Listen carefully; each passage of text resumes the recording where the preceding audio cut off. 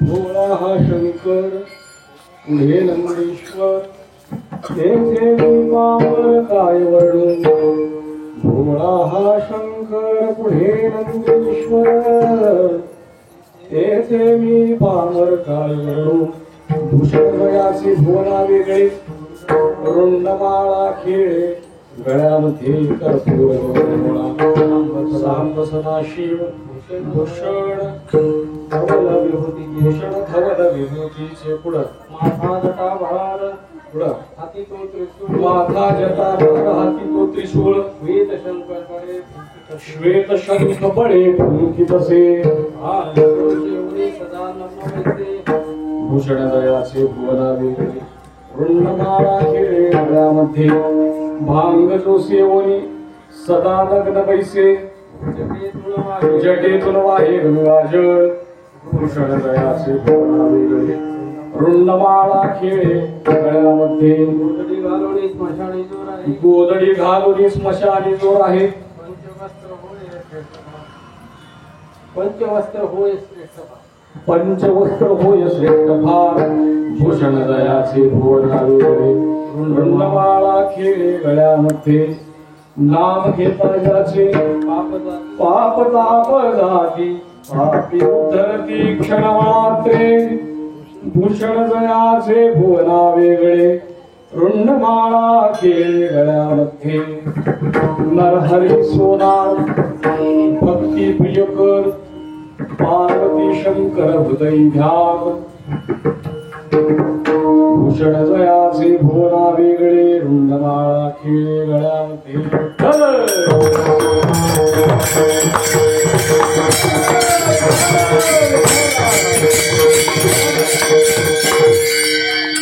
भोळा हा शंकर पुढे नंदीश्वर तेथे मी पामर काय वर्णू किंवा तेथे मी पामर काय वानू भूषण दयाचे भुवन वेगळे रुंडमाळा खेळे गळ्यामध्ये प्राप्त प्रसंगी इथं जुने लक्ष्मीचाळ डोंगरावर महादेव मंदिर उत्सवाची सुरुवात आजपासून आहे आणि पहिल्या दिवशी असं की भगवंताच्या स्वरूपाचं वर्णन करावं असं अलिखित नियम आहे जुन्या लोकांची पद्धती आहे आणि त्यानुसार ज्यांचा उत्सव आहे त्यांच्या स्वरूपाचं थोडंसं वर्णन करावं या उद्देशानं हा 8 चरणाचा अभंग कीर्तनाकरता घेतलेला आहे श्रीमंत श्रीमन महा नरहरी सोनार महाराज पंढरी पांडुरंगरायाचे प्रेम भंडारी पंढरपूर निवासी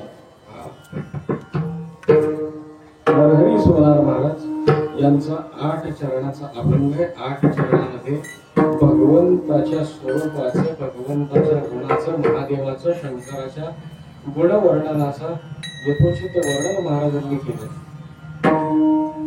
नरहरी महाराज सांगतात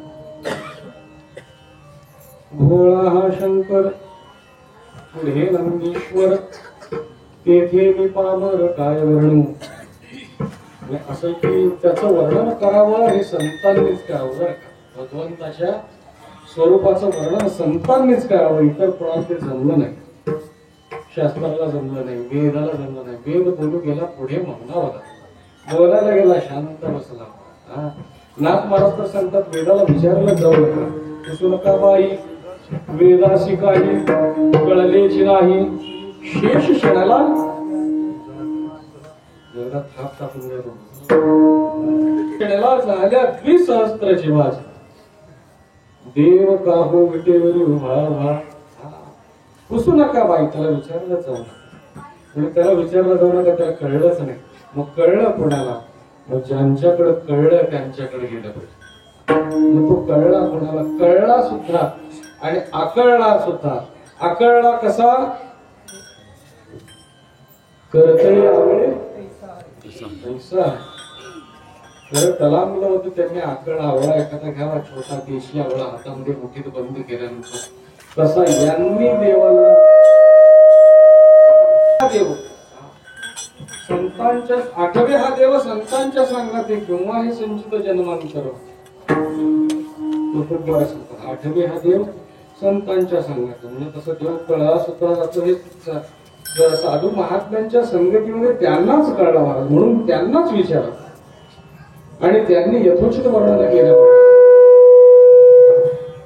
श्रीमंत श्रीमन महा नरहरी सोनार महाराज यांचा नरहरी महाराजांचा 8 चरणाचा अभंग सेवेकरता घेतलेला आहे नरहरी महाराज सांगतात नरहरी सोनार भक्ती प्रियकर पार्वती शंकर हृदय घात भूषण दयाचे भुवना वेगळे रुंडमाळा खेळे गळ्यामध्ये विठ्ठल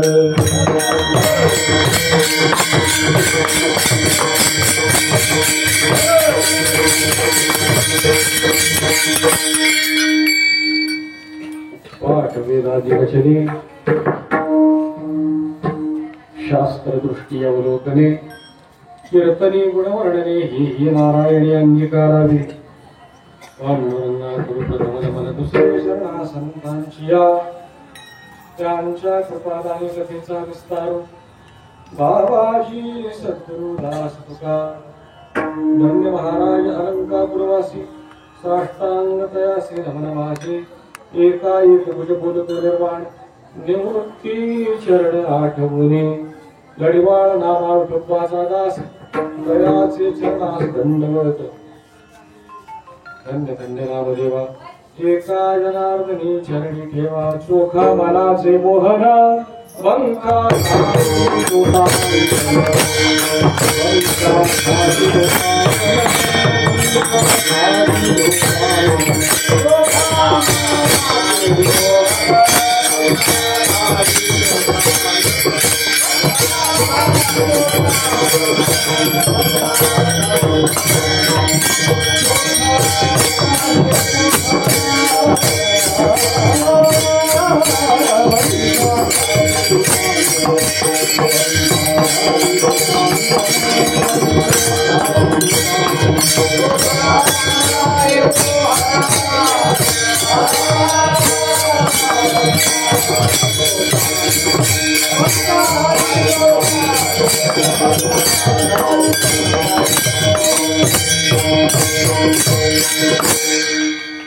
चोखा मनाचे मोहन बंका घाले लोटांगण बंका म्हणे माझी चोखा गुरु माऊली तयाचे पाहुली लोटांगण सर्वे वेदा पदनावदंती कपांशी सर्वाणीची वदंती यदिच्छन्द ब्रह्मचर्यं चरन्ति तत्ते पदं संग्रहेण प्रविदियो विकीये तत् गमागमस्तं गमनाविशून्यं चिद्रूपरूपं तिमिरापहारं पश्यामि ते सकलजनान्तरस्थं नमामि हंसं परमार्थरूपं विठ्ठल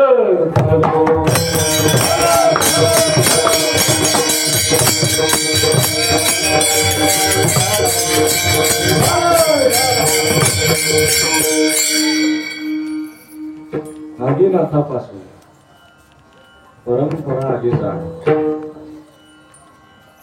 ज्ञानदेवा ज्ञान केले त्यापूर्वी परंपरा जी आलेली आहे वैष्णव परंपरा वारकरी परंपरा फार श्रेष्ठ परंपरा आहे बरं का उभ्या आहोत घरातलं म्हणून ज्या पक्षाचा त्याचा झेंडा घेऊन बोंबलायचं तसं काम नाही आमचं आमची परंपरा श्रेष्ठच आहे आदिनाथ उमा बच्छिंद्र गोरक्ष गहिनी निवृत्तीस नमन माझे ही आमची परंपरा आदिनाथापासून आलेली भगवान शंकराकडून आलेली परंपरा आणि काय सांगितलं आदिनाथ परंपरा कशी आली आदिनाथ उमा मच्छिंद्र गोरक्ष आदिनाथ उमा बीज प्रगटली मत्स्येंद्राला दिली सहज स्थिती त्याची प्रेम मुद्रा गोरक्षाला दिली पूर्ण कृपा केली गहिनी नाथा गहिनी प्रसादे ज्ञानदेवासार चूजविले मूळ ही परंपरा आलेली आहे वैष्णव परंपरा जी आहे वारकरी परंपरा जी आहे या भागवत परंपरेमध्ये एक नाथ संप्रदाय ज्ञानोपरायांकडून निवृत्तीनाथांकडून नामदेवराय चौकोपरायण मुक्ताबाई महाराज यांच्याकडून आलेली परंपरा यांच्याकडून आलेली परंपरा दुसरी परंपरा तुकोबारायांची परंपरा म्हणजे मुख्य हा विष्णू चैतन्याची मूळ संप्रदायाकडे मुख्य ही परंपरा तुकोबारायांकडे मुख्य महाविष्णूना हा ही परंपरा तिथून आलेली आहे ऋषिधाता सांगे नारदासी इथं काय थांबतात नारदे व्यासासी उपदेशिले असं ते गुजरी राहता सांगेला हे शिकून घ्यायला पाहिजे तू धडधड पडत नाही नारदे व्यासासी उपदेशिले व्यास नारद मुनी ब्रह्मदेवाला भगवंताने हंस रूपाने उपदेश केला ब्रह्मदेवाने नारदांनी व्यासांनी राघव चैतन्य केशव चैतन्य बाबाजी चैतन्य तुकोबारायांकडून तुमच्या आमच्या सगळ्या तुकोबारायांनी विचारलं म्हणजे तुमचे शिष्य कोण आहेत आता आज आपल्यासारख्याला माझे शिष्य फार आहेत, भले 4-5 जण तर असं, पण त्याला सांगायला मिरवायला फार मोठेपणा येत असतो. माझे विद्यार्थी आहेत, माझे शिष्य आहेत. तुकोबारांना विचारलं म्हणजे तुकोबारा आपलं कसं काय? तुकोबारा सांगतात नाही शिष्य शाखा सांगू आयाची तर लोक अहो, मग आमचा उद्धार कसा का व्हायचा? म्हणजे तहान लागली म्हणून विहीर तुमच्या घरी येणार नाही, मग आम्हाला तहान लागल्यानंतर काय करायचं? म्हणजे मी पाणी घेऊन तुमच्यापर्यंत येणार नाही, पाऊस पडत असताना पावसात भिजा नाही. काय उपदेशी तुका मेघवृष्टीने ऐका संकल्पासी धोका सहज ते उत्तम. तसं तुकोबारायांनी मेघवृष्टीने आहे तुम्हाला आम्हाला सगळ्यांना उपदेश केलेला ही एक गुरु परंपरा. आणि एकनाथ महाराजांची आनंद परंपरा म्हणजे या तिन्ही संप्रदायांचा मिळून भागवत संप्रदाय. काय चेतन उद्भव सकल ब्रह्मास आदी नारायण म्हणते त्यास तू सर्वास आदी गुरु आदी नारायण तयाचा ब्रह्मा आणि आत्रिपाद प्रसादित श्री अवधूत दत्तात्रय परंपरा. जनार्दन सहस्त्रार्जुन यदू दुसरा जनार्दन शिष्य तिसरा केला खरा कलियुगी. म्हणजे दत्त परंपरेमध्ये सहस्त्रार्जुन राजा, यदू राजा, जनार्दन स्वामी यांच्याकडून नाथराय, एकनाथ महाराज आणि यांच्याकडून ही परंपरा आपल्याला या तिन्हींचं मिळून भागवत संप्रदाय. आणि भागवत संप्रदाय जो भक्ती संप्रदाय आहे. हे भागवत कोणाला म्हणायचं? भागवत आपण भागवत कथा पण ऐकतो आम्ही, श्रीमद भागवत कथाही ऐकली आहे. भागवत कोणाला म्हणायचं? नाथराय स्पष्ट सांगतात की जे जे हरिभक्ती करीत ते भागवत मणिपत मुक्ती ही बरी भजनयुक्त महाभागवत श्री उद्धव. मुक्ती काही लोकांना वाटतं म्हणजे मुक्ती फक्त पाहिजे मुक्ती पाहिजे. नाही. नाथराय सांगतात मुक्ती भजनयुक्त असेल तर बरी आहे, हे पण नकोच. त्याच्यात पण भजन असलं तर बरे आहे. बाकीच्या लोकांना वाटतं फक्त पुस्तक घेऊन आम्हाला तिथवर जाता येईल, नाही परत यावं लागेल लक्षात ठेव भजन करण्याकरता. म्हणून आताच भजन करा ना. आता पण खायचंय, उद्या पण खायचंय, मग आता ताजं खा ना. सकाळी शेळ कशाला खायचं आपल्याला? मुक्ती ही बरी भजनयुक्त महाभागवत श्री उद्धव. आणि भागवत म्हणजे जे हरिभक्ती करतात त्यांना भागवत म्हणायचं. आणि हा भागवत संप्रदाय, या भागवत संप्रदायाचं मूळ ज्यांच्यापासून आहे, ही वैष्णव परंपरा ज्यांच्यापासून आहे, त्या भगवान शंकरांचा म्हणजे आपले आद्य गुरु, आदि गुरु, आदि योगी. म्हणून भगवान शंकराचा हा जो शिवरात्रीचा उत्सव आहे आणि त्याच्याकरता आपण सेवा करताना नरहरी महाराजांचा अभंग घेतलेला आहे. आणि असं की आपली परंपरा आली म्हणजे परंपरेमध्ये मधूनच पार्वती माता कसं काय आदिनाथ उमा बीज प्रगटले. म्हणजे हे मध्येच काय बाईचं पत्र आलं मध्ये, पूर्वीपासूनच आहे महाराज. म्हणजे जे शंभूने धरले मानसी त्याची उपदेशी गिरिजेसी. जे भगवंताला मानसामध्ये अंतःकरणामध्ये किती गुह्यतम ज्ञानम ते ज्ञान होतं, ते त्या गिरिजेला म्हणजे पार्वती मातेला त्याचा उपदेश केला. प्रकार असा झाला होता की नारद मुनी कैलासाला गेले होते. नारद मुनी कैलास पर्वतावर गेले, देवाचं दर्शन घेतलं. देव समाधीमध्ये होते, भगवंत समाधीमध्ये होते आणि समाधीमध्ये होते. देवाला नमस्कार केला आणि तोपर्यंत भगवंताचा समाधी उत्थान पावेपर्यंत पार्वती मातेशी भेटा म्हणून पार्वती मातेकडे गेले, नमस्कार केला. आई साहेब नमस्कार, कसा आलाय, काय आला, सगळं वगैरे झालं. आणि पार्वती मातेबरोबर बसले बोलत नारद मुनी. आणि बोलत बसल्यानंतर विचारलं की आई साहेब देव समाधीत आहे, मग उठतील म्हणजे नारदा तू आलायस म्हणल्यानंतर देव निश्चितच उठतील. काय तू आलायस म्हणल्यानंतर निश्चितच उठतील. ठीक आहे, मग उठतील तोपर्यंत माझी एक शंका आहे. मी आत्ताच देवाला नमस्कार केला, म्हणजे देवाला नमस्कार केलाय, देवाच्या स्वरूपाकडे बघितल्यानंतर मला असं काही गोष्टींचा बोध होतो, काही गोष्टी कळत नाही. देव भस्मधारी, जसं आपण वस्त्र घालतो तसं देव अखंड नग्नच राहतात आणि वस्त्र म्हणून सगळ्या अंगाला भस्म चढवलेला. देवाच्या अंगावर भस्म आहे पण आईसाहेब देवाच्या गळ्यामध्ये ज्या रुंड माळ आहेत किंवा ज्या मुंड माळ आहेत, मुंडक्याची माळ आहे देवाच्या गळ्यामध्ये भगवान शंकर. म्हणजे ही मुंड माळा किंवा ज्याला मुरुंड माळा म्हटलं जातं, म्हणजे हा काय प्रकार आहे, हा काय प्रकार आहे. आईसाहेबांनी विचारलं म्हणजे हा काय प्रकार आहे, म्हणजे नारदा तुला हा प्रश्न पडला. तो म्हणला आईसाहेब हा प्रश्न मला पडला. आईसाहेबांनी विचारलं म्हणजे मला हा प्रश्न कधीच नाही पडला. म्हणजे बरं झालं, म्हणजे तू मला विचार नसते का, मला पण माहिती नाहीये. मी आता देव उठले की मी त्यांचा निश्चितच विचारणार. हे मला त्याचं वर्णन करतात. भस्म उठी रुंड माळा हाती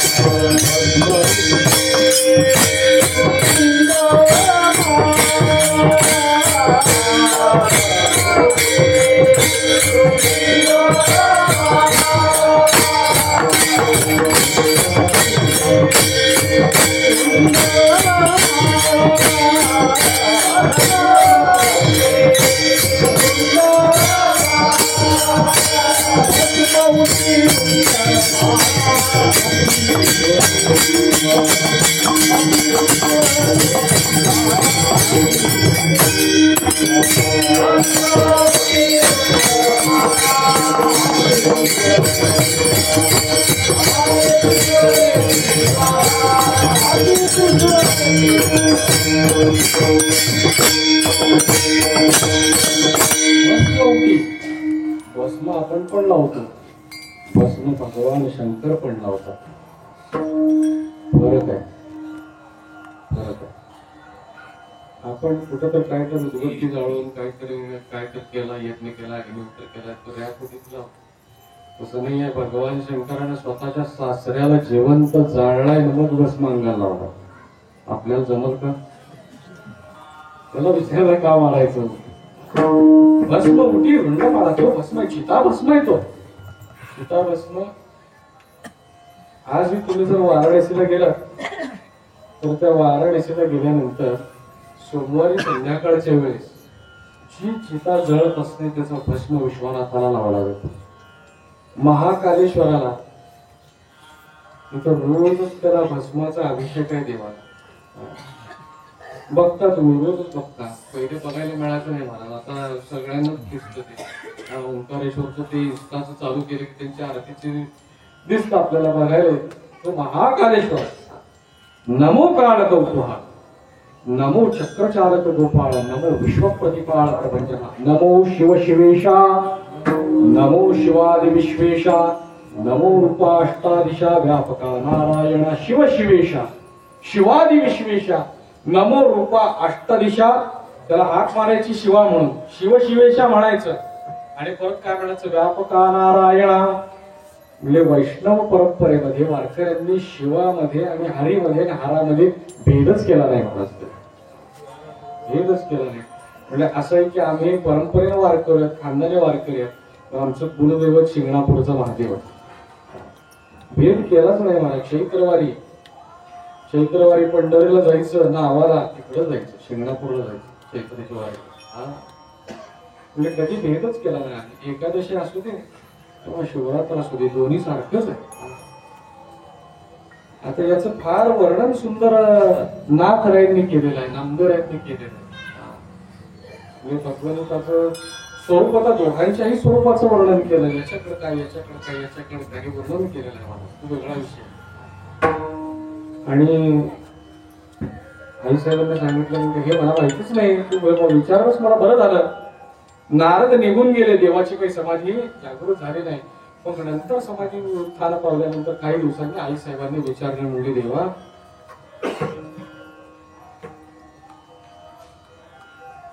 मला एक प्रश्न आहे, विचार ना पार्वती.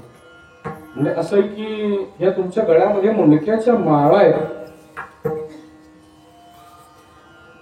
देवाने विचारलं, नारदाला होता का? हो, आला होता नारद.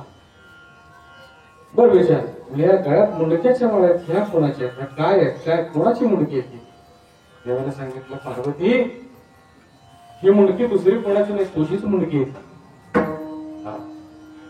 म्हणजे ही माझीच मुंडकी आहे म्हणजे हे कसं काय अगं असं असतं की जे फार जवळच असतं ते हृदयाजवळ ठेवायचं असतं फार जवळचे जे असतं ते हृदयाजवळ ठेवायचं असतं आपण काय करतो म्हणजे गळ्यामध्ये पॅन्डल करायचं एखादं पॅन्डल त्याला नाव घालतो बदाम काढतो सोन्याचं करतो परिस्थिती नाही चांदीचं करतो काहीतरी करतो हार्ट काढतो हार्ट म्हणायचं त्याला म्हणजे आपल्या हृदयाजवळ राहिलं पाहिजे ताईत घालायचे लोक पूर्वी ताईत ते आपण आता ते ताईत वगैरे घालत नाही बरं का ताईत घालू नका कुठं गंडे डोळे बांधू नका कुठं खडगे बोलायला जाऊ नका काही संबंध नाही त्याचा तो आज आपला विषय नाहीये हा नाहीतर ते मी फार चांगलं उघड करतो पण देव सुद्धा ताईत बांधतो तो षडगुण ऐश्वर संपन्न पंढरीश पांडुरंग परमात्मा अनंत कोटी ब्रह्मांड नायक तो सुद्धा ताईत बांधतो कोणाच्या नावाचा ताईत बांधतो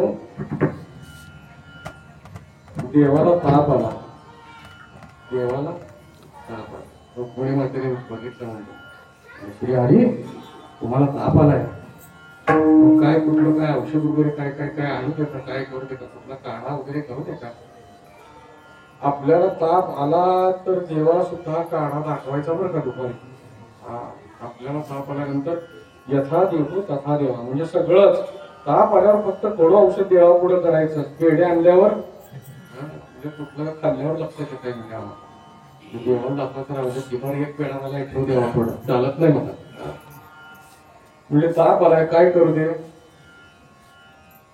जा जनाबाईच्या नावाचा ताईत घेऊन म्हणजे एक क्षणभर देखील देव त्यांना विसरत नाही ज्ञानोपर आहे नामदेव आहे कुटुंबर आहे जनाबाई महाराज जाऊ दे जाऊ दे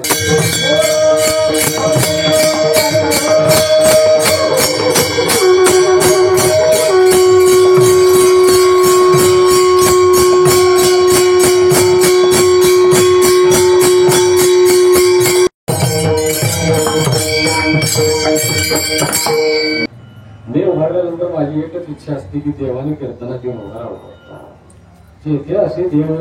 तेथे असे देव उभा तिथे समचरणाची शोभा कीर्तनामध्ये तो बोलत न बोलवता सुद्धा येतो म्हणजे आज त्यांचं महादेवाचं वर्णन आहे देव गेला विठ्ठल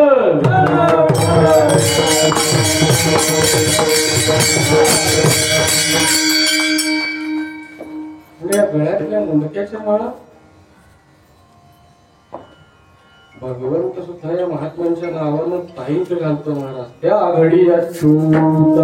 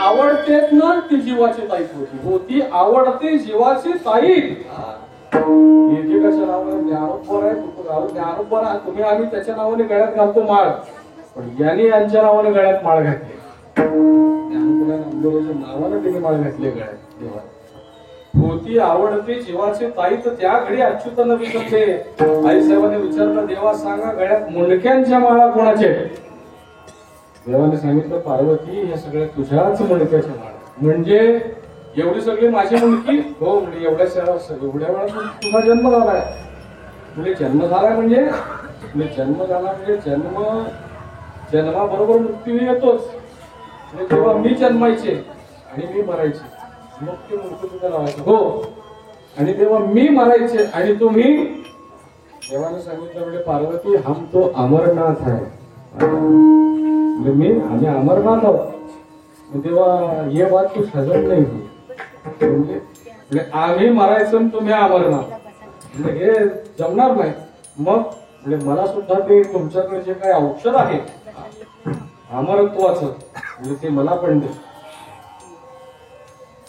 ते औषध इदम शरीरम परिणाम पेशरम पतत्य वश्यम शतसंधी जर्जरम शास्त्रकारांनी सांगितलं की इदम शरीरम परिणाम पेशरम परिणाम अनुरूप शरीर वयानुसार म्हणजे केस पांढरे होतात केस गळायला सुरुवात होते त्वचा सुरकुतते काळी पडते लहानपणी जे होतं ते मोठ्यापणे दिसत नाही 1 महिन्याचं बाळ कसं असतं 4 महिन्याचं कसं असतं वर्षाचं कसं असतं 2 वर्षाचं 10 वर्षाचं 15 वर्षाचं रोज त्याच्या शरीरामध्ये बदल होत असतो आणि तेच बाळ 80 वर्षाचं झाल्यानंतर कसं दिसतं म्हणजे मग हे आम्हाला व्हायचं नाहीये याच्यावर जो परिणाम होतो तो थांबवायचा आहे मग याच्याकरता काही औषध आहे का केस काळेच राहिले पाहिजे दात पडलेच नाही पाहिजे आता चेहरा कसा असं गाल अशी सफरचंदासारखे दिसले पाहिजे 80व्या वर्षी सुद्धा जमल का नाही जमणार जमल की देऊ का औषध हा औषध आहे आपल्याकडे गाडी बाहेर उभी आहे कीर्तन झाल्यावर घेऊन जाऊ तसलं काही प्रकार नाही बरं का आपल्याकडे औषध आहे याच्याकडे इदम शरीरम परिणाम पेशरम विचारलं हे शरीर आहे परिणाम होतात वयोमानानुसार शरीरावर परिणाम होतो दिसत जातो पतत्य वश्रम शत संधी जर्जरम जर्जर होत जातं शरीर हा दुखणं येतं काय कोणाचं गुडघ्याचा रोग आहे कंबर गेली उठता येत नाही बसता येत नाही चालता येत नाही काहीतरी नवीनच प्रकार म्हणजे शुगर लागली बीपी वाढला हे सगळे परिणाम पेशरम पतत्य वश्रम शतसंधी जर्जरम एक जण गेला विचारलं म्हणजे किम औषधम पृच्छसी त्यांनी सांगितलं म्हणजे विचारलं म्हणजे महाराज याच्यावर काही औषध आहे का त्यांनी सांगितलं अरे मूर्खा तू औषधाने विचारतोस का म्हणले याच्यावर मी औषध देऊ का तुला हो औषध सांगितलं तर कशाच किम औषधम पृच्छसी मूढ दुर्मते म्हणजे ते औषध पिण्याकरता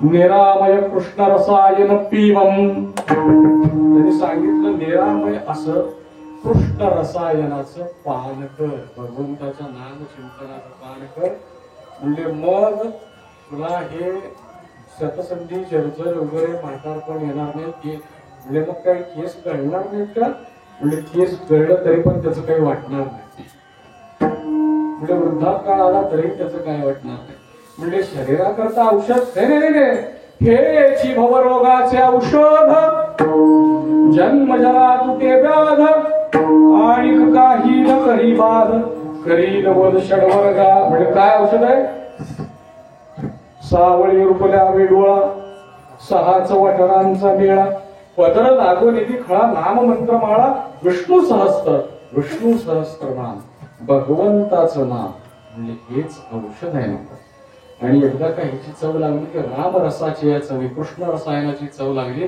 राम रसाची चव लागली भगवंताच्या नामाची चव लागली की म्हणजे आपण रोज कीर्तन ऐकतो रोज कपाळाला गंध लावतो तुळशीला पाणी घालतो जप करतो काहीतरी आपला नियम धर्म आहे पण एक गोष्ट आपण करत नाही आपण जप करत नाही जप काय करत नाही आपण जप करत नाही भगवंताच्या नामाचं चिंतन करत नाही काहीतरी व्रत काहीतरी आपला नियम धर्म असतो म्हणा देवाला नमस्कार करायचा तुळशीला पाणी घालायचं सूर्याला नमस्कार करायचा पण जप केला पाहिजे जप नाही बरं का जप म्हणजे जपून ठेव एवढा कागद जपून ठेव तो जप वेगळा आणि जप भगवंताच्या नामाचा जप 1 माळ जप करायला 1 मिनिट वेळ लागतो तुम्ही श्री विठ्ठल असा जप करा किंवा रामकृष्ण हरी असा जप करा 1 मिनिट वेळ लागतो रोज 10 मिनिटं जप करायचं न चुकता 10 मिनिटं जप करायचं म्हणजे आम्हाला काही माहिती नाही कसं करायचं शुद्धासन घ्यायचं आंघोळ झाली काहीतरी आसन टाकायचं बसायचं जप माळ घ्यायची त्याच्यावर उपकरण वगैरे झाकून घ्यायचं उघडी ठेवायची नाही माळ आणि हे बोट न वापरता ते मणी ओढायचे गुरुमणी ओलांडायचा नाही संपलं 10 मिनिटात 10 माळा झाल्या दुसऱ्या दिवशी 9 माळा करायच्या नाही 10च करायच्या 11 केल्या परत 10 नाही करायच्या 11च करत आयुष्यभर करा 11च करा 100 केल्या परत 99 करायचं नाही 100च करत राहायचे 10 मिनिटात एका मिनिटाला एक माळ एवढं करा करा जप तप अनुष्ठान याग संती जे मार्ग स्थापित लाभेली कर्मी शुद्ध आचरणी म्हणजे पुण्य उभे राहू आता म्हणजे कुठं आपण काय पुण्य केलेलं सत्कर्म कधी कधी उभा राहील सांगता येत नाही मला कोण्या एका जन्मी केले पावे कोणत्या जन्मामध्ये काय सेवा केली होती त्याचं फळ कधी मिळेल म्हणजे हे आपल्याला माहिती नाही त्यामुळे खरा जप तप खूप करायचा अनुष्ठान याग संतीचे मार्ग स्थापिले म्हणजे पार्वती मातेचं सांगितलं म्हणजे तेव्हा हे मला सांगत बसू नका ते औषध मला सांगा ते औषध मला सांगा म्हणजे ते औषध म्हणजे तुम्ही अमरनाथ आहे आम्ही मरके म्हणजे ठीक आहे पार्वती सुरुवात देतो ती माझ्याकडे कथा आहे अमर कथा आहे मी तुला ती सांगतो सांगतो म्हणजे मला इथं सांगता येणार नाही चला कुठेतरी त्याला एक स्थान बघावं लागेल मग स्थान बघायला म्हणून देव उठले पार्वती माताही निघाल्या आता देव उठल्या बरोबर देवाला आनंद भक्तांना बघितलं की देवाला आनंद आणि भक्तांना देवाला बघितलं की भक्तांना आनंद एकमेकांना बघितल्यानंतर आनंद आहे मला मग देव उठल्या बरोबर नंदी ताडकन होतो मग बघायला देवाच्या पुढे नंदी शृंगी भृंगी सगळे शिवगण कुठले सगळे शिवगण बरोबर निघाले शिवगण बरोबर निघाल्या बरोबर आपल्या बिंदेचा ठोका टाकला मस्त 3:30-4 ला लावून ठेवला होता पकवान आणि ठोका टाकला महाराज मोठे वेताळ सती हर्षयुक्त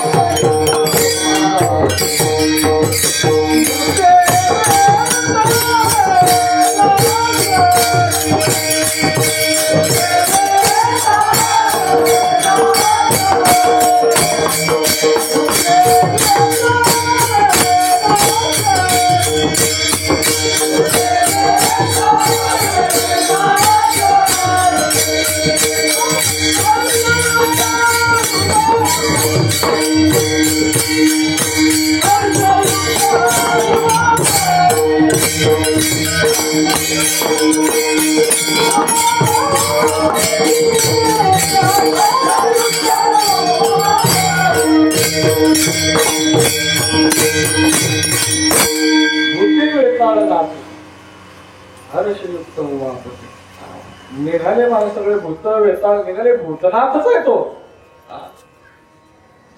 भगवान शंकर कोण आहे महादेव कोण आहे भूतनाथ आहे तसं भूतांचा तो नाथ आहे महाकालेश्वर आहे काल म्हणजे समय वेळ आणि हा महाकाल आहे ते भूत वेताळ निघाले पार्वती मातेने देवाकडे बघित नाव म्हणते देवा हे आपल्या दोघांचं प्रायव्हेट टूर होती दोघांची मी सगळं घरवार कुटुंबच काढलं तुम्ही सगळं गबाळ बरोबर नाही नाही नाही देवाचं सांगितलं तुम्ही कुणीही यायचं नाही या सगळ्या भूता वेताळांना तिथंच थांबवलं म्हणजे मग तेव्हा आमचं कसं काय तुमचं होईल उद्धार तुम्ही अमरनाथ तुमचं घर अमरनाथ मग आमचं म्हणले तुम्ही आता इथं अमरनाथाकडे नाही तुम्ही पंढरीनाथाकडे जाऊन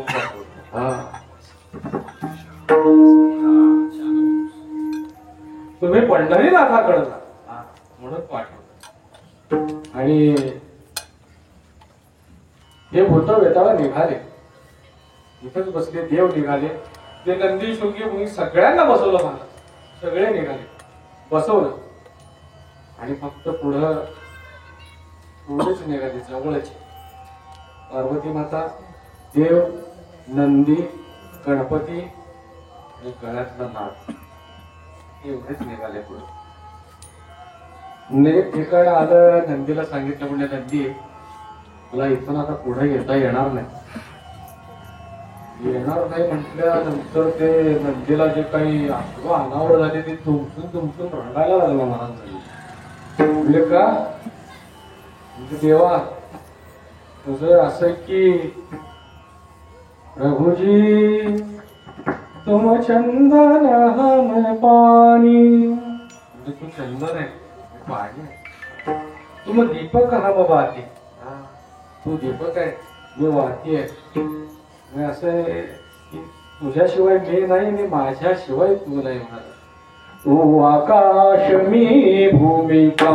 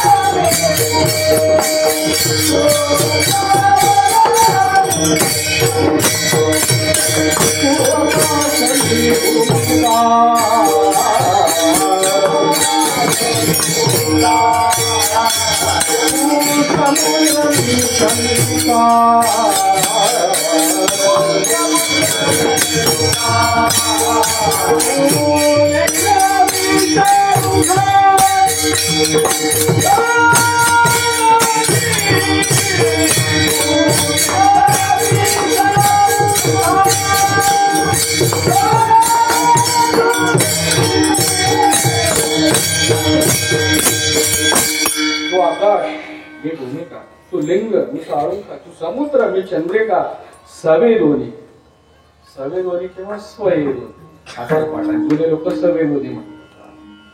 तू वृंदावन मी चिरी तू पावा मी मोहरी.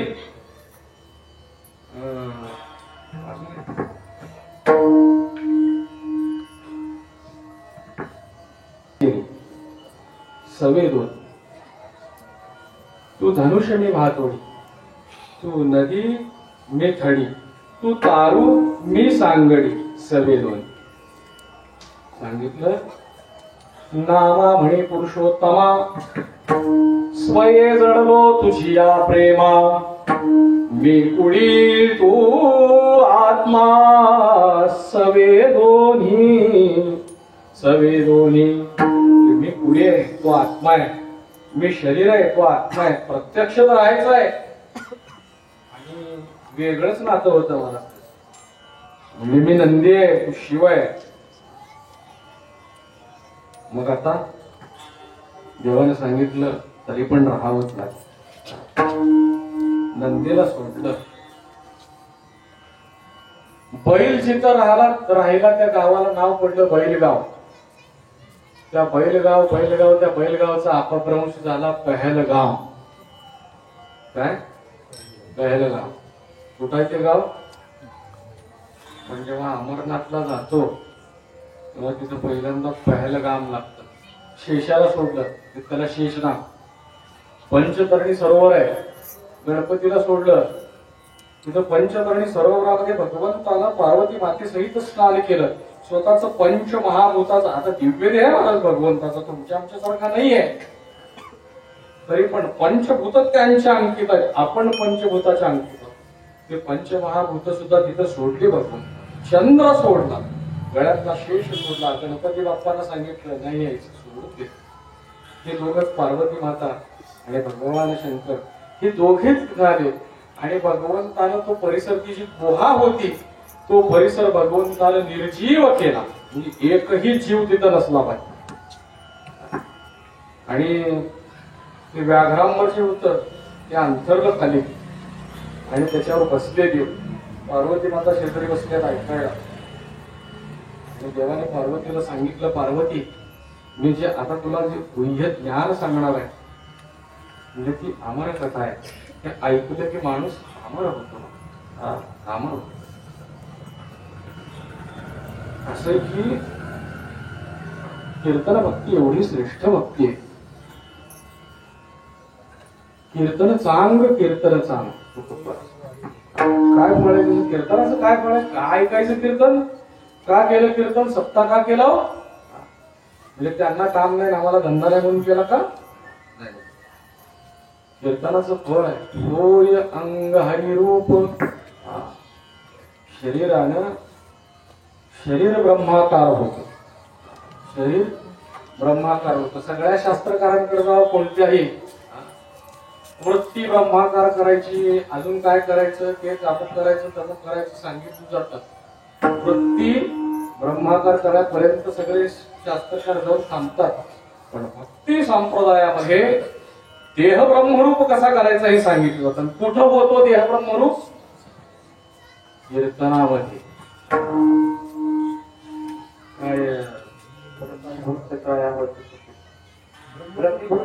ब्रह्मभूत काया होत असे कीर्तनी. आणि भाग्य काय म्हणावं? भाग्य तरी एवढी देव ऐसा. म्हणजे काय भाग्य भाग्य भाग्य भाग्य कशाला म्हणायचं? तुका म्हणे भाग्य या लागे म्हणजे संसारी जन्मीचे याची लागी. नाही तर उभी रस्त्यात जाताना एक रुपया सापडला काय भाग्य म्हणजे हे भाग्य. म्हणजे भाग्य देवाला घरी धुणं भांडीच केली पाहिजे महाराज, त्याला म्हणायचं भाग्य. आपल्या घरात तांब्या लवकर मिळतो का आपल्याला पाण्याचा हात मारल्यानंतर? देव आपल्या घरी येईल का? काय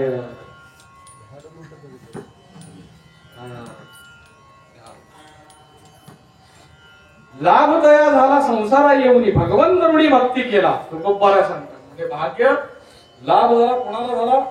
संसाराला आल्यानंतर ज्यानं देवाला ऋणायित केलंय, भगवंत ऋणी भक्ती केला, देव ज्याचा ऋणी आहे तो भाग्यवंत, त्याला लाभ आहे. म्हणजे देव ब्रह्म ज्ञानोपारा सांगतात विश्वाचे अर्थ माझे मनी प्रकाशले अवघीची झाले देह ब्रह्म. आणि ही देह ब्रह्म होण्याची अवस्था आहे ही कीर्तनातच होते महाराज. तुम्ही कुठेही दाखवतच नाही. मग कसं होते म्हणजे आम्हाला तर कधी अनुभवालाच आलं नाही ना. चिंतनी सरे तो धन्य धन्य काळ. चिंतनामध्ये, कीर्तनामध्ये, कथेमध्ये, भजनामध्ये एक अशी वेळ असते तुमची वेळ कशी गेली कळतच नाही, घड्याळाकडे लक्षच जात नाही. त्यालाच म्हणायचं होय अंग हरिरूप. त्याला म्हणायचं अंग हरिरूप होय अंग हरिरूप. आणि हे इथं कीर्तनातच आहे बरं. कथा काळी लागे सकळा समाधी. म्हणजे काही लोक असते म्हणजे महाराज समाधी लावतात, अमुक अमुक वाजता समाधी लावतात. समाधी उत्थान पावल्यानंतर या तुम्ही दर्शन तसली समाधी वगैरे सांगू नका आम्हाला. आम्हाला नित्य समाधी, आम्ही कंबर बांधून उभारलं की समाधीतच आहे, टाळ घेऊन उभारलं की समाधीतच आहे. कीर्तनाचा भगवंताच्या नामचिंतनाचा स्वर कानावर ऐकले की आम्ही समाधीतच आहे महाराज. कथा काळी लागे कोणाला समाधी? चाल म्हटणाऱ्याला समाधी का? वाजवणाऱ्याला समाधी का? गाणाऱ्याला नाही नाही नाही सकळा समाधी. म्हणजे एखादा इथं वाईट वृत्तीने कीर्तनामध्ये आलाय म्हणजे त्याची इच्छा नाही आहे म्हणजे कीर्तनामध्ये कीर्तनाचं जे फळ आहे ते अवस्था ती अनुभूती घ्यायची त्याची इच्छा नाही आहे. तो वाईट वृत्तीने आलेला आहे कीर्तनामध्ये, असू दे ना. तो खूप बरं सांगतात आणिकाची बुद्धी दुष्ट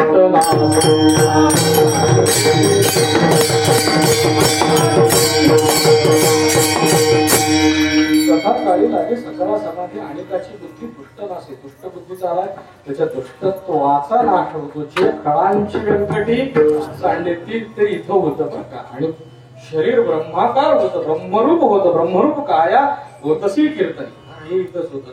म्हणजे भगवंताने ते पंचमहाभूताचा देह त्याग केला, आतमध्ये गेले, निर्जीव केलं आणि त्याला सांगितलं म्हणजे पार्वती गिरिजा म्हणजे एक गोष्ट लक्षात ठेव, मी ही कथा तुला सांगेन पण मला अनुमोदन तू दिलं पाहिजेस. अनुमोदन आपलं अनुमोदन कसं असतं माहितीये का? म्हणजे अध्यक्ष अमुक अमके यांनी जे आता बोललेलं आहे त्याला माझं अनुमोदन आहे, मलाच पटकन बसायचं. त्याच्या अनुमोदनाला काहीच किंमत नसते महाराज. उभी सारखं तोंड वाकडं करत असते त्याला कुठं तर माई हा उभा बोल काहीतरी. तसं अनुमोदन नाही. ते अनुमोदन पतितच खलितच चार्थ क्षत्वा वाविव शोब्रुवन अरये नमः इच्छुत्ते सर्व पाप कनाशनात. मग ते अनुमोदन कसं द्यायचं? हरये नमः हरये नमः हरये नमः असंच अनुमोदन द्यायचं. पार्वती मी एखादी गोष्ट तुला सांगितली, आता कीर्तनामध्ये सुद्धा अनुसंधान आहे तुमचं आणि माझं अनुसंधान आहे. मी एखादी गोष्ट तुम्हाला सांगितल्यानंतर आता असं करतात. मला वाटतं की माझ्याकडे बघून त्याला बहुतेक जास्त कळलं काही. मग शेजारच्याने जरा हलवून बघा, नाही होत त्याला जरा डुलका लागतो. असा एक कीर्तनात झोपू देऊ नका शेजारच्या. एखादा झोपत असेल त्याला उठवा, त्याचं पण पुण्य तुम्हाला मिळतं बरं का. मग आज मी दीडपट पुण्य केलं म्हणून जाताना घेऊन जायचं माणूस. दोन गावतोय का बघायचं कीर्तनामध्ये झोपाळ गुट्ट्या. झोपायचं नाही कीर्तनाला अजिबात. आणि भजनाला काही बाजूला आळस करायचा नाही. नामासरशी वाजे टाळी महादोषी अपोय होळी. महादोषाची होळी होते महाराज. कुठं दोष काढायला काही करायला जायची गरज नाही, कुणापुढे बसायची गरज नाही. कोणाला किती त्रास असू दे, प्रापंचिक असू दे, त्रिविध ताप असू दे, आधी दैविक आध्यात्मिक आधी भौतिक कसलाही ताप असू दे, इथं या टाळी वाजवा, संपलं सगळं, नष्ट झालं. फ्रेशच होऊन जायचं. म्हणजे इतकं सामर्थ्य कीर्तनाचं. म्हणजे पार्वती मला अनुमोदन दिलं पाहिजे. आता इथं वक्त्याला सुद्धा कळतं महाराज. वक्त्याला इथं उभारल्यानंतर कळतं. म्हणजे आपण सांगतोय ते समोरचं सगळेच ग बसले त्यांची एकटंच हसतंय आपल्याकडे बघून. असं म्हटल्यानंतर ओळखून घ्यायचं म्हणजे आपलं काही चुकत नाही, ते जरा जास्त छान आहे. म्हणजे अनुमोदन दिलं पाहिजे, अनुसंधान असलं पाहिजे.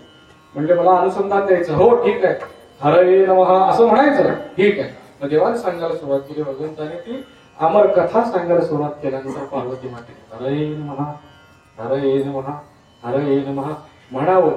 आणि कथेच्या गुणधर्माप्रमाणे कथेचा परिणाम, कीर्तनाचा परिणाम, कीर्तनाची सवय.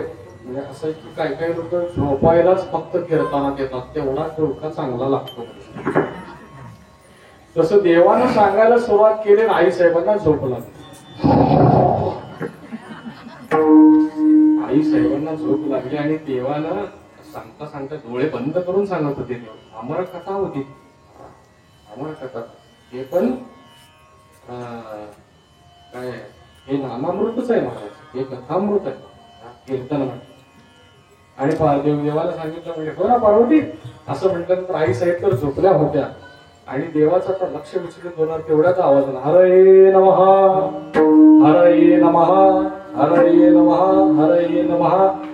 आवाज येतच होता. देव म्हणत सांगत होते हरये नमः, असं अनुमोदन येतच होतं. देव सांगत होते हरये नमः हरये नमः हरये नमः सांगत होते. आणि ती कथा सांगून झाली. देवाने डोळे उघडले, पार्वती मातेकडे बघितलं. पार्वती मात्या गाढ झोपी होती. पार्वती गिरिजा स्वामी क्षमा करा म्हणजे मला डोळा लागला, झोप लागली. तुला डोळा लागला पण हरये नमः असं कोण म्हणत होतं? देवाने जिथं व्याघ्रांबर टाकलं होतं, आसन जिथं बसायचं टाकलं होतं, तिथं थोडासा असा मोठी एवढा खड्डा होता. ते लहान मुलं गोट्या खेळायला गल करतात ना, एवढा खड्डा होता आणि त्यात एक पोपटाचं अंड होतं. म्हणजे ते गोट्या खेळायचं पण आता बंद झालं महाराज. ते गोट्या खेळणारे लेकर पण आता मोबाईलच घेऊन बसायला लागले. त्या छोट्याशा खड्ड्यात एक पोपटाचं अंड होतं. देवाचा स्पर्श झाला, अंड्यातून तो पोपट बाहेर आला आणि पार्वती माता झोपल्यानंतर तो म्हणत होता हरये नमः हरये नमः असं ते पोपट म्हणत होता. आणि देवानं बघितलं ते आसन झटकलं, आसन झटकल्या सरशी ते छोटं देवाच्या समोर येऊन असं तोंडासमोर फडफड फडफड करत होतं. आई साहेबांनी बघितलं, देवाने बघितलं म्हणजे हे म्हणजे स्वामीजी अब तो हम भी अमरनाथ है. आता देवाला राग आला. म्हणजे कोणाला सांगायचं नाही, ज्याला सांगायचं ते झोपून गेले आणि दुसऱ्याने ऐकलं. म्हणजे देवाने त्रिशूळ घेतला, मारण्याकरता मागे धावले. म्हणजे आता ते अमरच झालेला होता, त्याला मारायला मागे धावून काय जायची गरज होती. पण तशी कथा आली नाही बरं का शिवपुराणामध्ये. मागे देव पळत गेले आणि पळत गेल्यासारखी ते पोपटाचं पिलू व्यासाश्रमामध्ये आलं, व्यासांच्या आश्रमामध्ये. आणि व्यास आश्रमामध्ये व्यास बाहेर बसले होते. व्यासांच्या समोरून व्यासांकडे बघत आश्रमात गेलं आणि सत्यवती माता, व्यास पत्नी सत्यवती माता या घरातून बाहेर येत असताना त्यांना जांभळी आली. म्हणून ती जांभळी देण्याकरता तोंड उघडलं. आता जांभळीचं नाव काढल्यामुळे सगळेजण जांभळ्या द्यायला चालू करू नका म्हणून. मग ती जांभळी आली म्हणून तोंड उघडलं. उघडल्यासारखी ते पोटात गेलं. हे मागं त्रिशूळ घेऊन पळत आले. त्यांनी विचारलं म्हणजे व्यासजी एक शुक आला का इकडं? व्यासाने सांगितलं हो आला, आतमध्ये गेला. म्हणजे मी बघून येतो काय झालं. मग आई साहेबांना विचारलं म्हणजे सत्यवती असं असं एक शुक हो आलं होतं काहीतरी आणि माझ्या तोंडात गेलं, पोटात गेलं. तो शुक 12 वर्ष त्या सत्यवती मातेच्या गर्भात राहिला होता. बाहेरच यायचं नाही. तो पोपट म्हणजे दुसरा तिसरा कोणी प्रत्यक्ष श्रीमंत महाशुकमुनी होते. आणि असं होतं की जे शंभूने धरिले मानस, भगवान शंकरानं जे मानसामध्ये धरलेलं आहे ते त्यांनी त्या पार्वती मातेला त्याचा उपदेश केला. जे शंभूने धरिले मानसी ते उपदेश गेले. मुख्य कथा काय होती, त्या कथेचं सार काय होतं? त्या कथेचं सार होतं महाराज, रकारा पुढे एक मकार मांडिका, रकारा पुढे एक मकार मांडिका.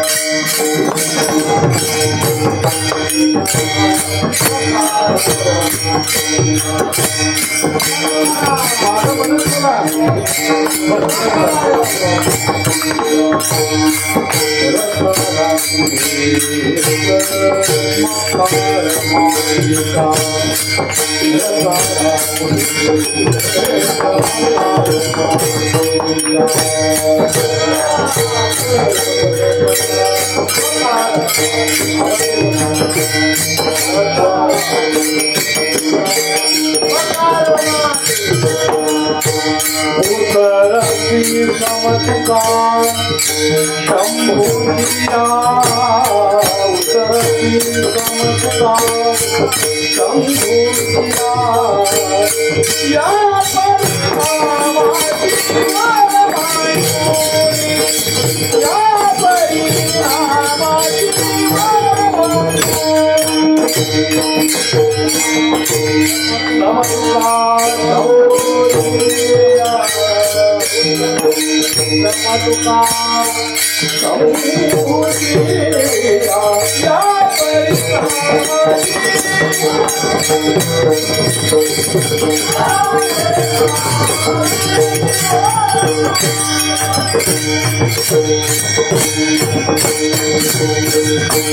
उतरसी समतुका शंभूचिया राम राम ध्वनी उत्तम अक्षरे भवानी शंकरे उपदेशिली. भवानीला शंकरानं राम राम दोन्ही उत्तम अक्षरे राम नामाचाच उपदेश केला मला. आणि असं होतं म्हणजे काही लोक जे राम नामाचा उपदेश भवानीला शंकराला केला आणि भगवंताने हो काशी निवासी आहे भगवंत, काशी निवासी विश्वनाथ आहे. स्थान मुख्य स्थान महत्वाचं स्थान वाराणसी क्षेत्र आहे. आता आपल्याला असं सुद्धा म्हटलं जातं की म्हणजे काही गरज नाही हो, आताच्या लोकांचं तर सोडूनच द्या, पण पूर्वीचे लोक अंतकाळाच्या वेळेस काशीत जाऊन राहायचे. अंतकाळात का म्हणजे काशीत मेल्यानंतर मोक्षाची प्राप्ती होते, कैलास लोकाची प्राप्ती होते. काशीत निघालं होते, निश्चितच होते. कुणाला होते? कुणाला ज्यांना आयुष्यभर लोकांच्या मुंड्या मुळगळ्या त्यांना जाऊन काशीत राहायचं, मोक्षाची प्राप्ती होईल का? नाही म्हणतात. काशीत सुद्धा मृत्यू येण्याकरता आयुष्यभर भजनच करावं लागतं, आयुष्यभर चिंतनच करावं लागतं, आयुष्यभर जपच करावा लागतो. वाल्मिकी रामायणामध्ये एक जण कोणतर बघा, महर्षी वाल्मिकी सांगतात, पायम पायम श्रुतिशुलकितं रामनामामृतं यत् ध्यायं ध्यायं मनसि सततं ब्रह्मतत्तारकाख्यं जापं जापं प्रकृति विकृतो प्राणिनां कर्णमूले विद्यां विद्यां मटति जटिल गोपिका श्रीनिवासी.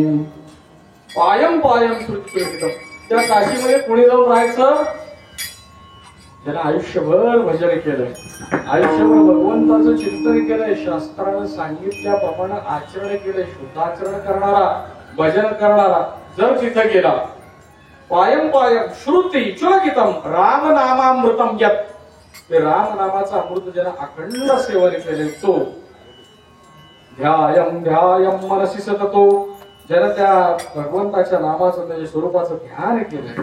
ब्रह्मदत्तारकाख्यम जापम जापम प्रकृती विकृतो प्राणिनाम कर्णमूले, म्हणजे असा एखादा महात्मा अंतकाळाच्या वेळेस या काशी क्षेत्रामध्ये मरणासन्न अवस्थेत पडलेला असेल तर शास्त्र असं सांगतं की काहीही करा, आयुष्यभर भजन का करायचं, का करायचं आयुष्यभर भजन.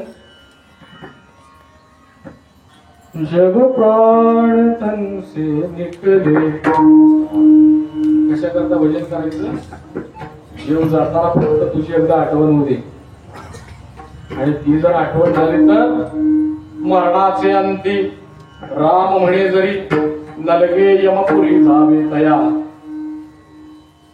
अंतकाळी ज्याच्या नाम आले मुखा तुका म्हणे सुखा वार नाही.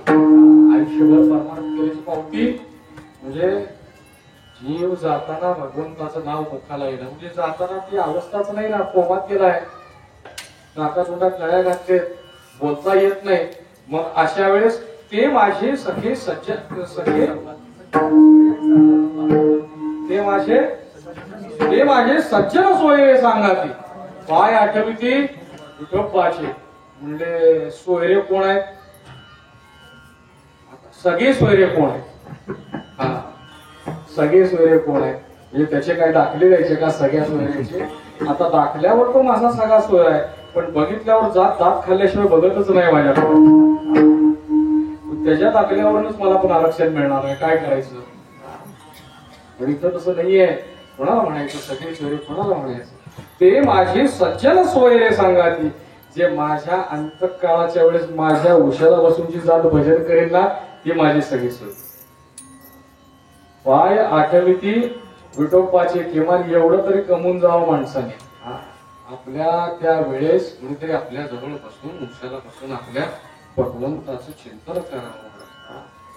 म्हणजे बाकीच्याने सुद्धा जाणावं. म्हणजे घरातला कोणी व्यक्ती आहे, अंतकाळ जवळ आलाय, गरगर लागली, मग त्याला कोंबडं टाकायचं, उत्तरेकडे पाय करायचे, डोक्याला तुळस ठेवायचे, त्याच्यावर काळे पांढरे तीळ अंतरायचे आणि उशाला बसून हरी ओम विश्वम विष्णू वषटकारो भूत भव्य भवत्प्रभू भूतप्रद भूतप्रद भाव भूतात्मा भूत भावना भूतात्मा परमात्मा च मुक्तानाम परमागती. परमगतीची निश्चितच प्राप्ती होते म्हणा. त्याच्यापाशी बसून काहीतरी काही नाही येत ना, त्याच्याजवळ राम राम राम राम राम त्याच्या म्हणत बसा. काय करायचं आहे, म्हणजे जीव चाललाय, म्हणजे बाहेर चला, डॉक्टर सांगितलं बाहेर चला, काउन्सिलर घेऊन बाहेर काढा त्याला आणि त्याच्या उशाला बसून भजन करा. नको म्हटलं असं मारायचं, दवाखान्यात कशाला म्हणायचं, घरी जाऊन मरतो, घरी जाऊन मरो, घरी जाऊन मरो. काय हे असं की पुनरपी जननम पुनरपी मरणम पुनरपी जननी जठरे शयन, म्हणजे हे चालतच राहणार आहे, परत जन्मणार आहे, परत आपण ते दवाखान्यात येणार आहे आणि तिथून जर लवकर आणलं भजन करत गेलं तर परत तिथं यावं लागणार नाहीये. त्यांनी सांगितलं की जापम जापम प्रकृती विकृतो. मग असा एखादा महात्मा ज्याला अखंड भजन केलंय तो जर त्या ठिकाणी असेल, शास्त्रकारांचा प्रश्न होता, म्हणजे आपल्या भाषेत सांगायचं तर तो जर कोमात असेल तर, त्याच्याजवळ भजन करणारच कुणी नसेल तर, असा एक महात्मा होता आणि तो काशी क्षेत्रामध्ये त्या प्रदक्षिणेच्या वाटेवर पडलेला होता, ज्यानं आयुष्यभर भजन केलं. पडला होता. आता त्याचा जीव जायची वेळ आली. जीव जाताना भगवंताचं नाव अंतकालेच्या नामेव स्मरण मुक्त्या कलेवर, भगवंताचं नाव मुखाला आलंच पाहिजे. भगवंताचं नाव अंतकाळी किंवा जीव जाताना जी वासना असते, वासनेचा संग होय अंतकाळी, तरी तपोबळी जन्म धरी म्हणते. वासना बापानं फार बळीवंत आहे, मी अरे 100 माणसाची दिंडी आहे माझी, भजन कर ना बाबा. तिथे जेवताना वासना चपलीवर होती मरायच्या वेळेस, मग तुझी दिंडी 100 लोकांची असू दे, 1000 लोकांची असू दे, शिष्य परिवार 5-10 लाखाचा असू दे, काही उपयोग नाही महाराज. जी वासना असते, रोहिदास महाराज त्यांचा उत्सव सोहळा त्यांच्या जयंतीचा संत रोहिदास महाराजांचा असं सांगितलं तर पूर्वाश्रमीचे ब्राह्मण होते. मंडुआडीह त्यांचं गाव, बनारपासून 5 किलोमीटर आहे मंडुआडीह गाव. आणि अंतकाळाच्या वेळेस ते ब्राह्मण असताना एकाच श्राद्ध कर्म केलं, जोडे दिले. जोडे म्हणजे कोल्हापुरी चपला नाही बरं का, जोडा म्हणजे जोडाच. दोन्ही पाय एकसारखे असणाऱ्या बोटासारखं एकाच चांगल्यात केलेलं असतं, त्याला म्हणायचं जोडा. जोडे दिले, मस्त गोंडे मोती वगैरे लावून जोडे दिले. म्हणजे हे सोहळं फार कडक होते, घालता येणार नाही म्हणून एका देवळी ठेवले. त्याच्याकडे बघत बघत जीव गेला होता. पुढचा जन्म संतच होते, पण चांभाराचे जातीत जन्म घ्यावा लागला. चांभार म्हणून जन्माला घ्यावा. तसं भगवंताचं नाव तो महात्मा तिथं पडलेला होता. आता याचा कुणी उद्धार करायचा, याच्या काळात कुणी भगवंताचं नाव घ्यायचं म्हणजे त्याची काळजी त्याला करायची गरज नाही. महाराज भगवान शंकर त्याच्या उशाला येऊन उभे. जापम जापम प्रकृती विकृतो प्राणीनाम कर्णमूले विद्याम विद्याम मटती जटिला कोपी काशी निवासी. तो काशी निवासी शुभ्र अगदी पांढरा शुभ्र भगवंताचं देह आहे. धवल देह झाले, पांढरे शुभ्र आहेत भगवंत, बर्फासारखे. आणि भस्म सगळ्या अंगाला लावलेले, जटा पांढरे आहेत, दाढी पांढरी आहे भगवंताची, सगळ्या अंगावर भस्म आहे, उठी आहे, उंड माळा आहे, हातामध्ये त्रिशूळ आहे, पांढरा शुभ्र असा त्रिशूळ आहे, त्रिशूळ ठेवलाय. आणि भगवंताने त्याच्या कानात जप केला. उपदेश करी विश्वनाथ गाली,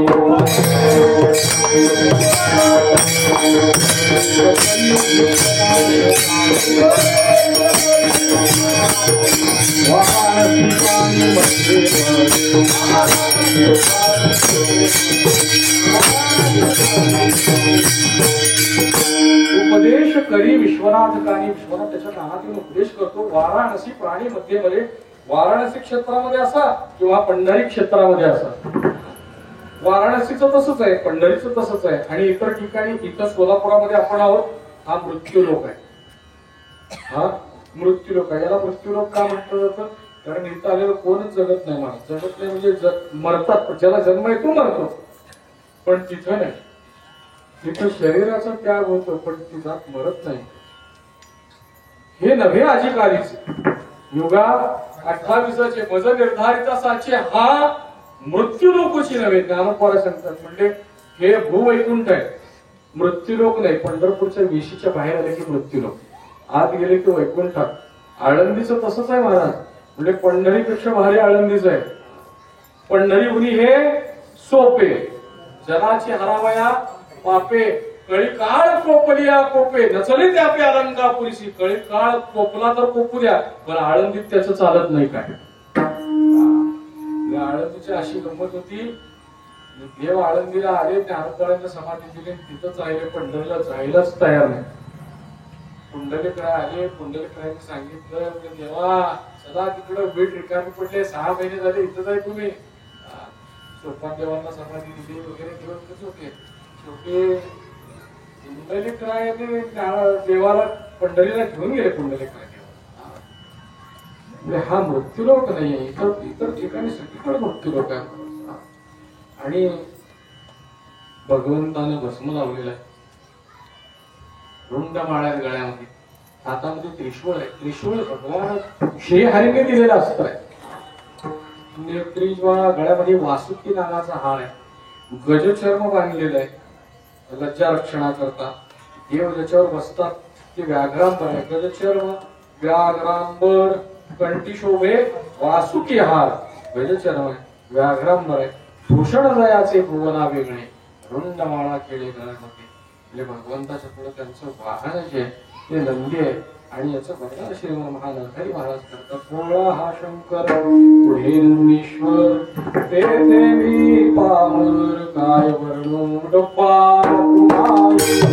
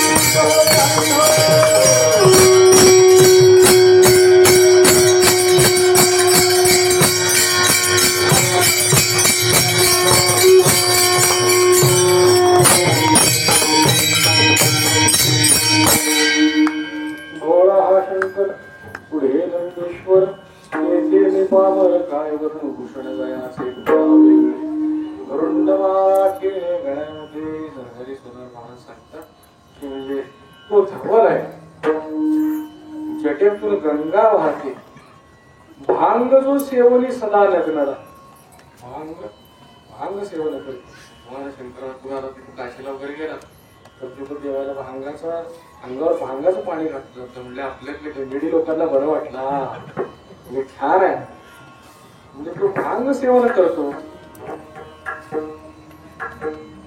पण त्याला हालाहल विष सुद्धा प्राशाने केलेला आहे भांग सेवन करतो तसं हालाहल विष सुद्धा प्राशन केलेलं आहे जमलं का आपल्याला देवानं 12 गाव अग्नी गिळला होता देवाने 12 गाव अग्नी गिळला होता आपल्याला फक्त जगातला भांगच तेवढा दिसला मला बाकीचं काय भांग जो सेवनी सदा नगणार आहे म्हणजे एखाद्या निर्लज्जासारखा नागवा येईल पण समोर पण असं की साधू महात्मे भगवंत आहे म्हणजे किती फार सगळा गाता पाठ केला नुकताच कीर्तन करायला लागला मग काय ज्ञानोबा आहे तो तुकाराची बरोबरी पुढे करू शकत ना म्हणा पुढेच नाही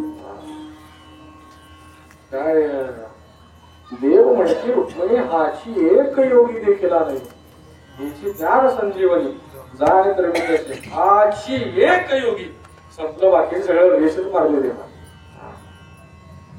आता आमच्यासारखे पटके घालतात तो उभा करता उभारतो सेवा उभारतो या लोकांना स्वतःला ज्ञानोबा समजायचं तुकोबा नाही शपथीची सुद्धा माहिती नाही मला तुकोबा सारखे महात्मे तुमची दासीचा दास करून ठेवा म्हणून मज दास तरी त्यांचा संत दासांच्या दासांचा नरहरी महाराज सांगतात नाम घेता ज्याचे एका जनार्दनी शिव निवारी हरे काळाचा देव त्याचं नाव घेतलं नाम घेता ज्याचे पाप ताप जाती आता असं की तुमचा आमचा ताप जो आहे तो वेगळा आहे आणि त्यांचा जो ताप आहे त्यांचा म्हणजे भक्तांचा जो ताप आहे तो विरह ताप आहे गोपिकांचा जो ताप आहे तो विरह ताप आहे गोपिका म्हणतात ताप कोण वारी गोविंदा वाचुनी विचारलं ताप कोण वारी नाही तो असला तरच त्याला समोर आणा गोविंदा वाचुनी साच तो नयनी दे न देखता तसं आपला जो त्रिविध ताप आहे आधिभौतिक आध्यात्मिक अधिदैविक ताप किंवा शारीरिक व्याधी असेल तो ताप असू द्या नरहरी महाराज सांगतात नाम घेता ज्याचे पाप ताप जाती पापी उद्धरती क्षण मात्र नरहरी सोडा मी कोण आहे भक्ती प्रिय खरंय भक्ती प्रिय कर साधू महात्म्याने काय केलं एवढं बघावं फक्त नरहरी महाराज काय सांगतात मी प्रियकर आहे मी भक्ती स्वीकारून त्याचा प्रियकर आहे आणि मी काय करतो अखंड पार्वती शंकर हृदय ध्यात भूषण दयाचे भुवना वेगळे रुंडमा खेळे गळ्यामध्ये ज्ञानेश्वर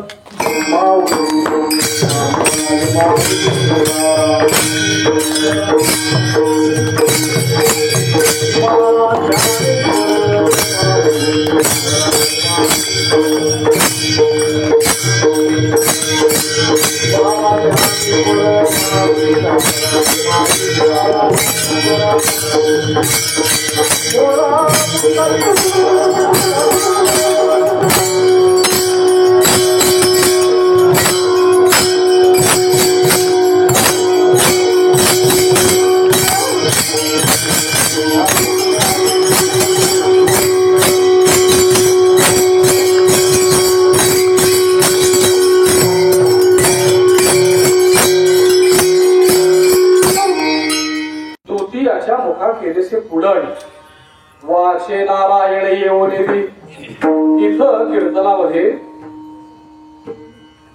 असं आहे की यमदूताला इथे यायला परवानगी नाहीये. सांगितलं यम सांगेत होता तुम्हा नाही तेथे सत्ता, तुम्हाला जायचं तिथं अधिकार नाही. कुठं? जेथे होय कथा सदा घोष नामाचा, जिथं हरिकथा चालते, भजन चालतं, कीर्तन चालतं, तिथं तुम्ही जायचं नाही. मग असं लोकांना कळालं की अखंड हरिनाम सप्ताह चालू केला महाराज 7 दिवसात मरच नको. यमदूत उपाशी मरायला लागले. परत देवाकडे गेले. देवा म्हणले असं करू नका, म्हणजे आमचं पोटच आहे त्याच्यावर. हा देवाने सांगितलं मी तिथं उभा असतो. दिसे समाचाराची शोभा करताना देव उभे असतात. म्हणजे मी उभा असतो, माझ्यासमोर एखाद्याचे प्राण हरण तुम्ही करू शकत नाही. मग म्हणजे देवा तसं नाही, म्हणजे आम्हाला एवढी तरी परवानगी द्या, कीर्तनामध्ये येऊच नका असं नाही. पण जी जात खरंच कीर्तन ऐकायला आलेली नाहीये, कीर्तन ऐकायला आलं नाही मला की दुसरंच काहीतरी ठेवल्या बोल्या करत बसलेलं असते. बसल्या बसल्या मॅटच फाडून टाकणार. मॅट वाल्याचे मॅट आणणाऱ्याचे दरवर्षी भांडण तुम्ही दिले की फाडून आणतात. फाटत नाही हो, बसून फाडतेच लोक तिथं. तुकोबार नाही फोड्या, त्याला म्हणायचं फोड्या हाकताही फोडी चळण मोड विद्ये काढी. हागायला लोक नीट बसत नाहीत, मग कीर्तनात बसतील का? तुकोबाराच्या अभंगावर का? हा म्हणजे तिथं आता काय काय करतात हे मी सांगत नाही, पण असं की मग असे कीर्तनात आलेले ते सुद्धा भजन केले तर त्यांचाही उद्धार होऊन जाईल. यमदूतांनी सांगितलं म्हणजे आम्हाला फक्त अशा टेवल्या बावल्या करायला आलेल्या जातीच्या तोंडाला कुलूप लावायची परवानगी द्या. सगळे भजन करत असतात मला ते पट्ट्या भजनच करत नसतात का? तर त्याच्या मुखाला यमदूतांनी कुलूप घातलेलं असतं. तृतीयाच्या मुखा केलेसे पुढण, पुढण नाम कुलूप वाची नारायण येऊन येते. आणि झटकून भजन करावं ही सुद्धा शुद्ध बुद्धी उपजू देत नाहीत. नेदी शुद्ध बुद्धी आसो चित्तासी नाना कर्मी त्याशी दुरावी. म्हणजे भजन करावं टाळी व्हावं नाही, त्याला नाना कर्म त्याला दुरा होता. म्हणून सगळेजण झटकून भजन करणार. हे ज्या शंकाच्या आवाजात सगळे गप्पच बसतात, पण भजनच करा. मग असं करू नका. तरी झडझडून वहिला नाही ये भक्तीची ये वाटेल लागतं. झडझडून कसं असतं माहितीये का? असं नाही ते कुत्र डबक्यातून बाहेर आल्यानंतर कसं आम्ही झटकतो हा बघितलं असेल प्रत्येकाने. त्याला म्हणायचं झडझडून. तसं झडझडून भजन केलं पाहिजे महाराज. भजनाच्या बाबतीत तसं भजन करताना भजन प्रारब्धात नाही महाराज, भजन सायासनच करावं लागतं. सायास केले वाचून येते नाही, भविष्यावरील काही घालू नये. नशिबात असलं तर मिळेल, भजन नशिबात मिळत नाही महाराज. भजनाला आल्यानंतर चांगला माईक मिळणं नशिबात आहे. हा भजनाला आल्यानंतर चाल मिळणं नशिबात आहे. कीर्तनाला आल्यानंतर वाजवायला मिळणं नशिबात आहे. टेकायला खांब मिळणं नशिबात आहे. बरोबर पंख्याच्या पुढे बसायला मिळणं नशिबात आहे. पण कीर्तनाला येणं नाही बरं का, ते सायासनच यावं लागतं. सायास केले वाचून ते नाही, भविष्यावरील काही घालू नये. भजन तर भविष्यावर म्हणजे आजचं भजन उद्या करू की, उद्या येतच नाही महाराज. दुपारी चांगला होता, संध्याकाळी असं कसं झालं? उद्याचा दिवसच येत नाही महाराज. भविष्याचे माथा भजन नेदावे सर्वता. आज संधी मिळाली, टाळी वाजवून घ्या. काय अंतकाल हिली ना हिली, म्हणजे जीव आहे ना बळबळ करते ना. आताच काय असेल ते पीठ पाडून घ्या. जीव जायच्या टायमाला हलल किंवा नाही हलल कुणाला माहिती. नामदेव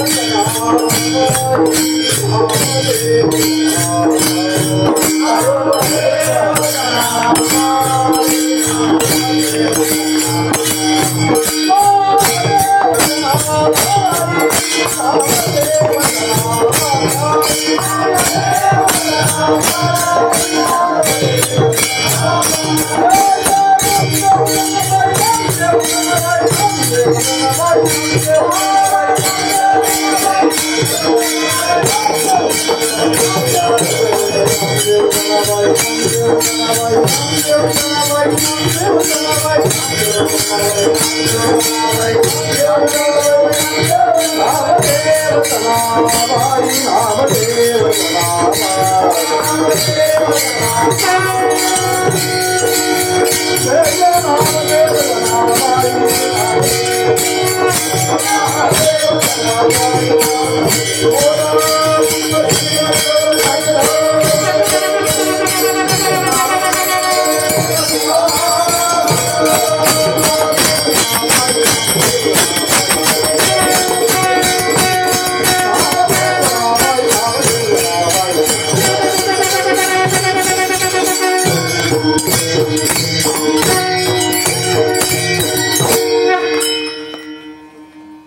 नरहरी सोनार भक्ती प्रियकर पार्वती शंकर हृदय ध्यात भूषण जयाचे भुवना वेगळे रुद्रमाळा केळे गळ्यामध्ये अभंगा शेवट जाणे निवृत्ती एक तेणे देश कृपा केली यमगुणा केले तुमचे धर्म कीर्तन हे सिद्धी नेले येत माझे जुळले पायिक पण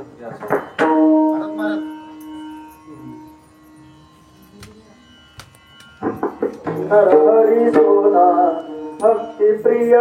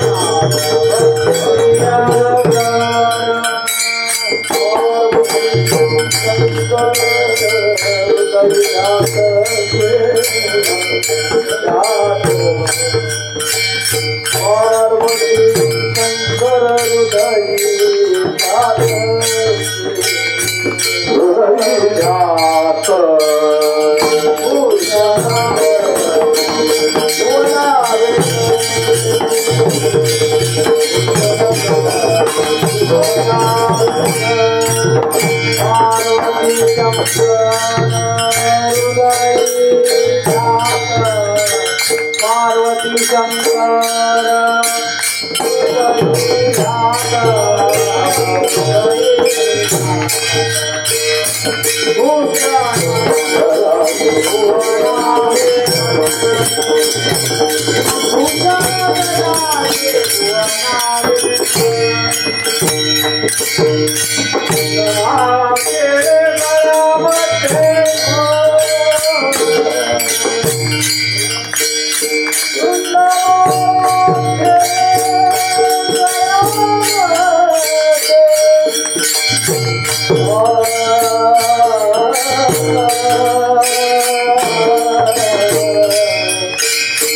Oh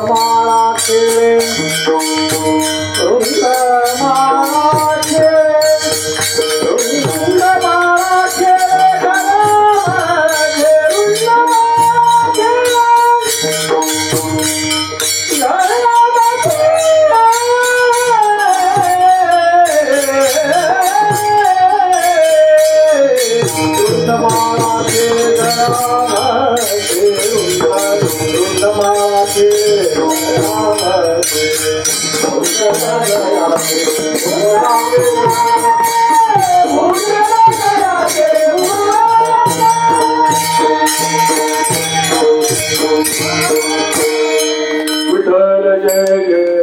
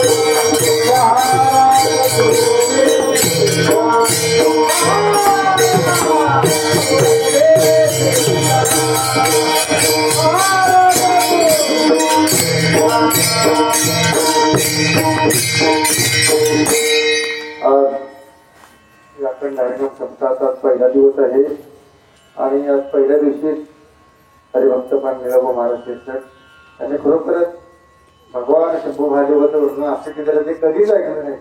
सर्वांनीच कधी ऐकलं असं वर्णन खरोखरच ऐकायला मिळालेलं नाही. दुपारी ही हरिभक्त दत्तात्रय महाराज भोसले यांची रामकथा 3 ते 5 वेळेस झालेली आहे आणि आज अतिशय सुंदर असं कीर्तन महाराजांनी केलेलं आहे. आणि या कार्यक्रमासाठी आज सर्वच गायक वादक मंडळी उपस्थित आहेत. त्यामध्ये आपले महाराष्ट्रातील नामवंत भजन सम्राट आमचे ज्येष्ठ गुरुवर्य बंडू काका कुलकर्णी. ते 5वीला असल्यावर लहान असल्यावर बंडू काकाच्या सुट्टीला धरून जाऊन खरोखरच अतिशय प्रेमाचा स्नेहाचा संबंध आहे आणि बंडू काकाही आज या कार्यक्रमाला आवर्जून उपस्थित आहेत. तसेच आमचे परत श्रीपाद महाराजांचे चिरंजीव केशवराज महाराज आणि हरिनामा संस्थान सर्व सदस्य मंडळी या ठिकाणी खरोखरच आज उपस्थित आहेत. त्यांचे मी या ठिकाणी ऋण व्यक्त करतो. तसेच रामकृष्ण हरी सेवा प्रतिष्ठान हरिभक्त सचिन महाराज, तसेच आमचे ऋषी बंटी असेल, संजय महाराज, आमचे ज्येष्ठ तबलावादक भानदास काका आणि सर्व उपस्थित टाळकरी गायक वादक मंडळी सरगवस्ती परिसर लक्ष्मीष्ट परिसरातील आलेली सर्वजण भाविक मंडळी आवड आहे, सेवा आहे आणि भटनाथ महाराजचा इथला स्त्रिय फार जुना हे आहे आणि खरोखरच सर्वजण उपस्थित राहिल्याबद्दल सर्वांचा आभार मानतो.